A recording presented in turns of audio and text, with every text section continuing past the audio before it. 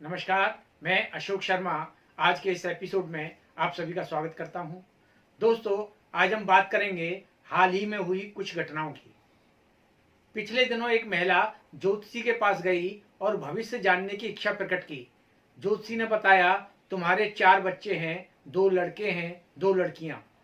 सबसे बड़ा लड़का जिसकी उम्र 17 साल है, छोटी लड़की है जिसकी उम्र 9 साल है। पति का नाम रामलाल है। यह सुनते ही महिला दंग रह गई। बोली, गुरुजी, ये सब आप कैसे जानते हैं? ज्योतिषी बोला, अगली बार राशन कार्ड की जगह जन्म कुंडली लाना।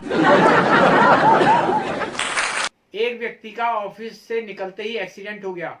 उसने पत्नी को फोन किया, मुझे कार ने टक्कर मार दी है, खुशबू मुझे हॉस्पिटल लेकर आई है, हाथ टूट गया है, 2 पसलियों में फ्रैक्चर है, टांग में रॉड डलनी है, तुम तुरंत हॉस्पिटल आ जाओ। पत्नी बोली, पहले ये बताओ, ये खुशबू कौन है? एक महिला ने दूसरी से कहा, यार, मैं ऐसा पति चाहती हूं जो मुझे बहुत प्यार करे और हमारे प्यार की निशानी के तौर पर एक छोटा सा प्यार महल बनवाए। तुझे कैसा पति चाहिए? दूसरी बोली, मैं चाहती हूं मुझे ऐसा पति चाहिए जो मेरे साथ बैठकर मेथी तुड़वाए, मटर छिलवाए और बर्तन साफ करने में मेरी मदद करे। एक व्यक्ति ने दूसरे से पूछा, यार, तुम अपनी पत्नी के साथ घर के सारे काम करते हो, फिर भी तुम्हें बुरा नहीं लगता? वह बोला, लगता है। जब पत्नी घर के सारे काम करवाने के बाद फोन पर अपनी सहेली से कहती है, यार, ये आदमी किसी काम का नहीं है। एक मित्र ने दूसरे से पूछा, मान लो तुम्हारा बेस्ट फ्रेंड और तुम्हारी गर्लफ्रेंड दोनों झील में गिर जाएं, तो तुम सबसे पहले किसे बचाओगे? दूसरा बोला, किसी को नहीं। मित्र बोला, ऐसा क्यों? दूसरा बोला, कमबख्त दोनों के दोनों वहां करने क्या गए थे? एक लड़के की मंगेतर की जब शादी तय हो गई तो मंगेतर के पिता ने लड़के को बुलाया।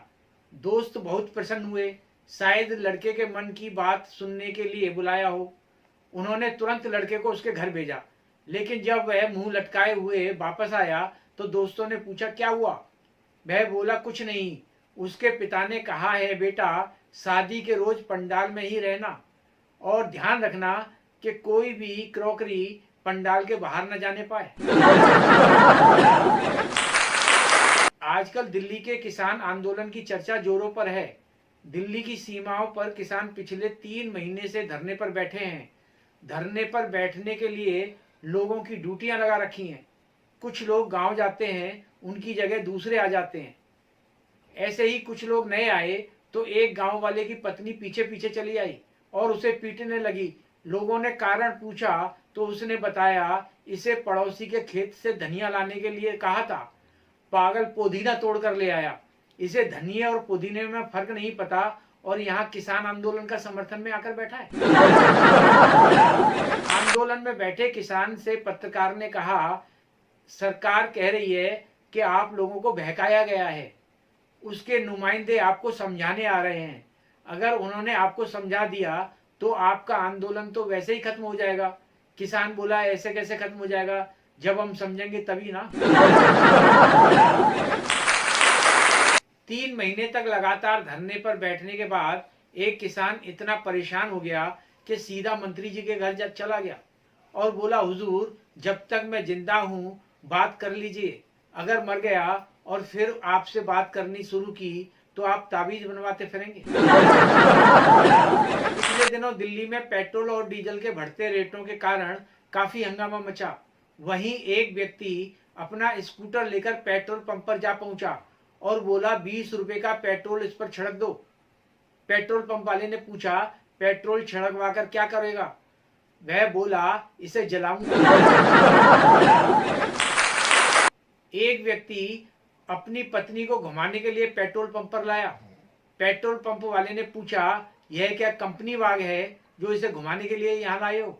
वह बोला, यार, ये कई महीनों से कह रही थी आप मुझे किसी महंगी जगह पर घुमाने नहीं ले गए, इसलिए मैंने सोचा अब इससे ज्यादा महंगी जगह क्या होगी।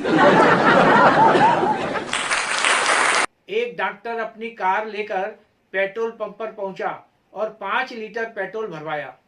पेट्रोल 466 रुपए का बना, लेकिन जब डॉक्टर ने 500 का नोट दिया तो पंप वाले ने कहा, सर खुले पैसे नहीं है, बाकी का पेट्रोल डाल दूं। डॉक्टर बोला, जब तुम मेरे पास आते हो तब मैंने तो कभी नहीं कहा कि खुले पैसे नहीं है, एक इंजेक्शन और लगा दो। आइए अब सुनते हैं पेट्रोल के बढ़े दामों पर एक व्यंग्य रचना। जैसे ही पेट्रोल का रेट बढ़ा, हमने नजारा देखने के लिए पेट्रोल पंप के लिए रिक्शा पकड़ा। जैसे ही पेट्रोल का रेट बढ़ा, हमने नजारा देखने के लिए पेट्रोल पंप के लिए रिक्शा पकड़ा, लेकिन जब रिक्शे वाले ने पहुंचाने के 20 रुपए मांगे तो हमने उसे डांटा, नालायक, रेट तो पेट्रोल का बढ़ा है, तूने क्यों बढ़ाया? रेट तो पेट्रोल का बढ़ा है, तूने क्यों बढ़ाया? क्या तेरा रिक्शा पेट्रोल से चलता है? मैं बोला, बाबूजी, इसमें पेट्रोल नहीं खून जलता है, और इस खून की भरपाई के लिए हम स्वयं 25 रुपए किलो का आटा खा रहे हैं। एक आप हैं कि 20 रुपए देने में भी मरे जा रहे हैं, एक आप हैं कि 20 रुपए देने में भी।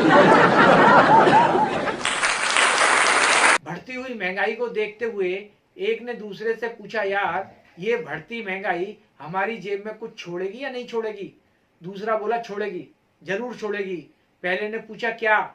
दूसरा बोला, जहर खाने के लिए पैसे। एक व्यक्ति ने शराबी से पूछा, तुम रोजाना कितने की शराब पी लेते हो? शराबी बोला, 500 रुपए की। व्यक्ति ने फिर पूछा, कब से पी रहे हो? शराबी बोला, पिछले 20 साल से। व्यक्ति बोला, अगर तुम इसी पैसे को जोड़कर रखते तो आज तुम्हारे पास होंडा सिटी कार होती। इस बार शराबी ने व्यक्ति से पूछा, आप शराब पीते हो? व्यक्ति बोला, नहीं। शराबी बोला, फिर आपकी होंडा सिटी कार कहाँ है? एक शराबी ने दूसरे से कहा, यार आज शराब के लिए पैसे कम पड़ गए, एटीएम पर गया था, वहां भी पैसे नहीं थे, दोनों चौकीदार खाली बैठे थे।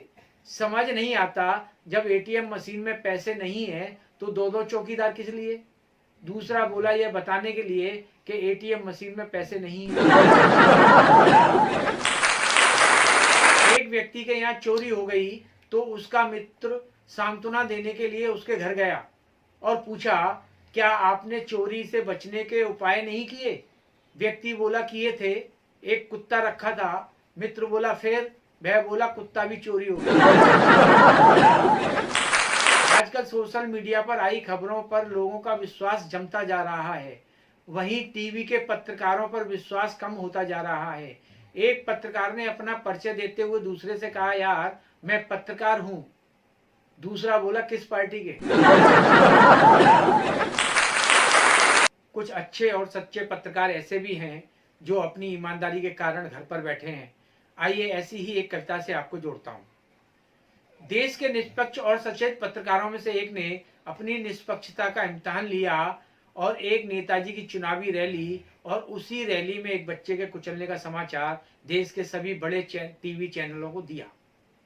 लेकिन हाय रे मेरे देश के टीवी चैनलों की निष्पक्षता, उस पत्रकार का अगला दिन सिर्फ इसी चिंता में बीता, नेताजी की रैली का समाचार तो हर एक चैनल पर था, लेकिन बच्चे के कुचलने का समाचार किसी भी चैनल पर नहीं था। लेकिन बच्चे के कुचलने का समाचार।